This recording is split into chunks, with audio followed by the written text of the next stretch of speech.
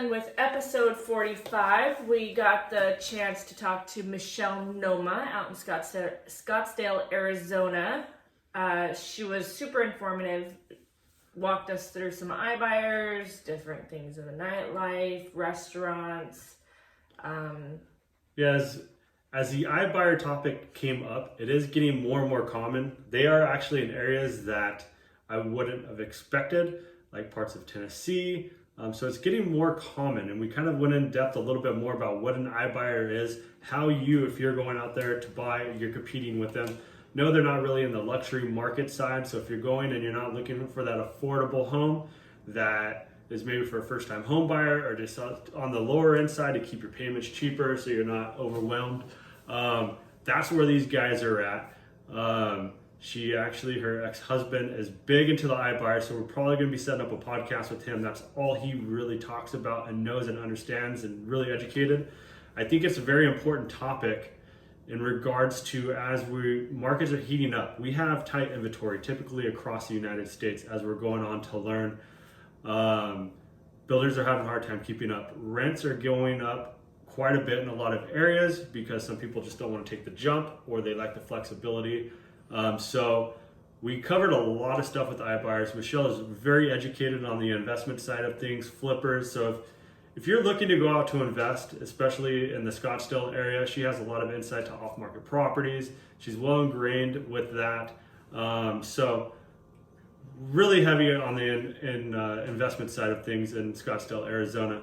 But it is still affordable, and we did cover other stuff outside of that. We talked about dyeing bamboo, how I got a hockey sweater and I don't even watch hockey. We actually didn't talk about any of that on the podcast. No, we didn't, but they're standing here and I don't watch hockey and I got a hockey sweater on. Things will come up on when you hang out and people leave stuff.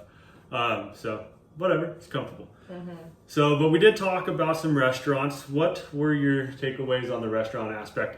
It is next to ASU, which is known for maybe a little bit of partying. Arizona State University. I think people sign up to go to that college to party and hang out. So that led into some nightlife. Yeah, she said there's lots of nightlife out there. It's kind of like the hub of it. She also mentioned that some bars stay up till 2 and some stay up till later than that. So that's always interesting to find that thing out. She has a couple young kids, as we do. She's not out clubbing till 3 in the morning, so we'll just let your imagination run wild. There's plenty of nightlife. If you're bored in Scottsdale and you can't find a place to hang out, then I think there might be a social problem, I would imagine. Maybe. She did also mention a steakhouse called Maple and Ash. You can go in there, and if you're undecided on what you want, you can just say, give me whatever the F you want. They have a fuck it menu. You can say, just give me whatever the F you want, and they'll pretty much bring everything out, and you don't know what's coming. So it's kind of a cool concept. That is really neat. I know we were restaurant goers in some spots, and we're just like, hey, whatever sounds good to you, send it out. It mostly works out. Sometimes it's like, well, we should have ordered something we like. No. But the other cool place was Cashmere. If you're into wine, they do wine and whiskey. She is a wine person. She highly recommended that place. And the other was Suma Maya, yes, which is a Mexican Asian fusion. So great for us. We have kids. They don't like sushi, but love Mexican food. This could be a good place if you have kids that are undecided on whether they like sushi or not. And they do a fun twist on some of the sushi also. They'll, make a spicy tuna roll with a little Mexican infusion, some spices. So so pretty cool. Had a lot of fun. Prices are a little bit higher than I honestly thought. They are a little above par for Phoenix, but it is a high desirable area. Tons of outdoor activity. Spring season's coming up, so baseball is a big thing out there right now. She said that basically starts in January, even though technically the spring season doesn't start for another couple of weeks. So outdoor activities, Barrett-Jackson auction, baseball, hiking. Just make sure you take water because they do see an increase of medical evacs in the middle of summer when it is baking at 104,000 degrees. 104,000 degrees. I mean, it definitely, Arizona is not known for nice, cool summers. But definitely a lot going on out there. I know a lot of people being from California have visited Arizona. It's a neighboring city, a lot of tax benefits.